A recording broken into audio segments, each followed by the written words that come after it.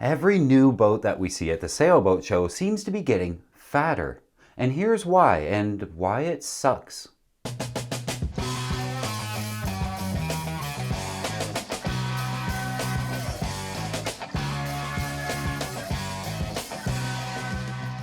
Hey all, at the time of this writing, we're about 200 subscribers from 100,000 on YouTube, and I can't tell you how amazing that is. My daughter, you may remember her from doing intro videos during COVID while we were doing the homeschooling thing. This week on Everything You Need to Know, we're going to be talking about westerly. This week on Everything You Need to Know, we're talking about the CS36. She's watching the subscriber count like a hawk every day, so she can finally say that her dad has a play button. So they give you one of those when you get to 100,000, and 100,000 may not seem like a lot for YouTube, but a YouTube sailing channel, it's a lot. It's amazing. Sailing channels are generally pretty small, especially without bikini girls. Just want to say thank you. If you're watching this or any other videos that you've watched on this channel, I never dreamt I'd be able to be successful on the internet, let alone to do that doing something I really enjoy, helping more people do this thing that I love, sailing. And if you're a patron, the people who give as little as a couple of bucks an episode to make this whole thing possible, from the bottom of my heart, thank you. I get to wake up every morning and think about how to make sailing more accessible and easier, and there really is no greater gift than that. I love you guys so very much. Okay. On with it. Practical Sailor has been sending me to basically every boat show I can get to, and there's a huge trend in new boats that will be impacting us as they become used boats and we go shopping. And that's this. These big fat hull shapes. We're going to pick on the Beneteau 40.1 today because it's easy pickings, but this applies to a lot of new boats. This is the shape of most new production sailboats now. Pointy at the front, fat in the middle, 13.71 feet, which is not totally abnormal for a boat, but they carry that width now all the way to the transom. They're basically just big triangles now. And that does some amazing stuff. Here's the Beneteau 461 that I was on to make that point. Extremely wide at the back, which gives us this amazing swim platform, this massive wide access on and off the boat behind well-spaced twin helms. And we get room for a giant table in the middle, usually with a little cooler built in, and enough cockpit seats for the whole anchorage to come over for sundowners. Headed inside these full-width boats, we usually see split aft cabins, and they're big up at the back, and they make generous use of all the space that this hull shape allows. And one giant back bedroom on some boats, which is an extremely nice thing to have. A good, comfortable, and spacious place to sleep often makes the difference between loving living on your sailboat or absolutely hating it altogether. But it's more than just space that these fat bottom hulls give us. They give us speed too. The flat bottom of these hulls displaces water in a wider and shallower footprint because they increase buoyancy so much. They almost make it plane across the water surface like a racing sailboat, and the speed and stability is dramatic. On a reach or off the wind, they tend to reach double digits. A big, wide, flat bottom is the easiest way to defeat hull speed that plagues all the older battle axes that just won't seem to push past that 7.8 knot of theoretical hull speed no matter what we do. But this video isn't about why these fat, flat bottom hulls are so good.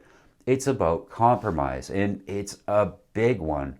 As we know, every sailboat is a series of compromises, and these boats, while you may be able to justify buying one because of all that space you get inside, you may not want to live with the consequences of that decision. First, the smaller problem, and then the really big one. The small problem is they tend to be twin rudders. Twin blades are good when you're sailing downwind with the code or the spinnaker up and rocketing along at top speed having a blast. The twin blades give you lots of grip and make a very stable and fun ride. But it's when you slow down that they become a bit dangerous, or at least a nuisance. In the marina, as you maneuver in tight spaces, the prop wash from the propeller would usually be aimed straight at that single rudder blade and make the boat very responsive to every input from the helm. But a twin blade doesn't do that. The prop wash is wasted just getting blasted between the rudders. Steering one of these at slow marina speeds is like putting a kayak paddle in the water to steer the boat. It's ineffective and downright dangerous. Ask me how I know.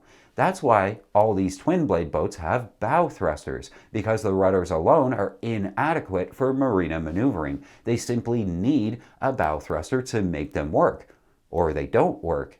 And what do we know about bow thrusters? Lovely when they work, but they break down a lot. So many moving parts and electrical connections to go wrong in a salty and wet environment that they're almost always breaking down. So the twin rudder, bow thruster reliant fat bottom boat is eventually going to fail you in a tight situation when it matters the most, which sucks. But that's the small problem. The big problem is a very big one.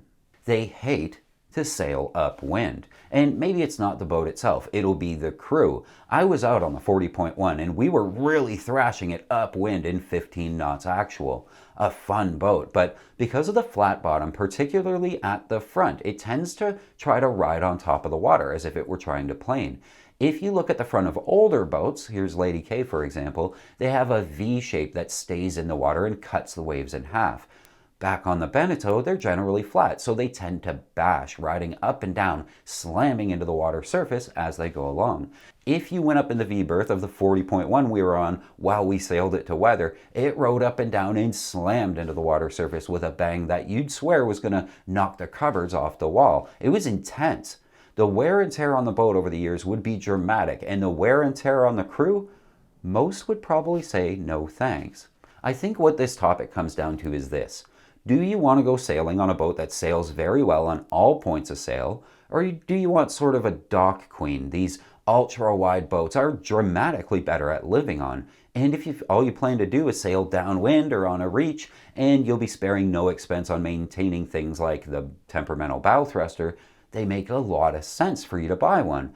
But if you're an avid sailor who's going to beat to weather upwind from time to time, they start to make a lot less sense. And I can hear you now. Tim, is there a middle ground? A big comfy boat that also sails well and doesn't pound on an upwind passage? Well, yes. I hate to be such a Catalina fanboy here, but I was on a 445, and it seems to do everything right. A good 4-foot at the front that cuts into the waves instead of pounding, but a fat back end with twin helm, with 2 cabins at the back and lots of space. It doesn't carry its full beam all the way aft, but it still gives you a lot of space. It's the middle of the road approach to this fat bottom boat thing. That's it for this week, guys. Again, thank you so much for getting us to 100,000. I hope I'll see you Friday in Annapolis, but if not, keep the heavy side down, but not too far down. I love you guys.